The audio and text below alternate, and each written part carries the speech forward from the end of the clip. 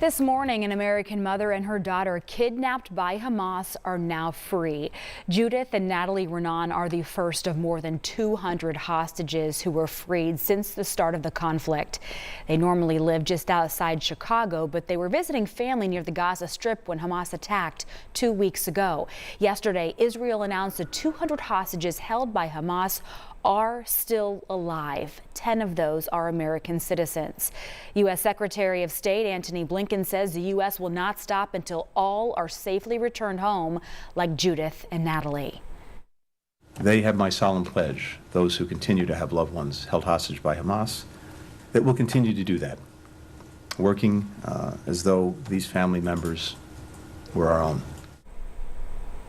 Hamas officials say Natalie and Judith were released for, quote, humanitarian reasons.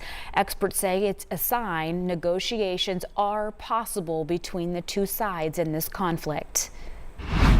Israeli officials will talk immediately to this mother and daughter and try to get a sense of where they were held, how many other captives were held with them, and just get a sense of what Hamas is doing with all of these captives.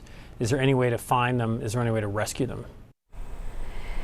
That is NBC's David Rode. He was held hostage by the Taliban for 7 months back in 2008 before he managed to escape.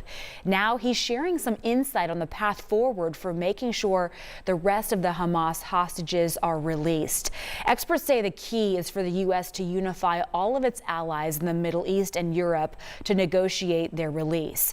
Right now, U.S. officials say they do not believe the promises Hamas has made so far about releasing hostages. A Hamas official told NBC News the group is willing to release all civilian hostages, but only if Israel stops bombing the Gaza Strip. But the group says it will not release Israeli soldiers it's holding hostage. U.S. officials say the hostages must be freed unconditionally.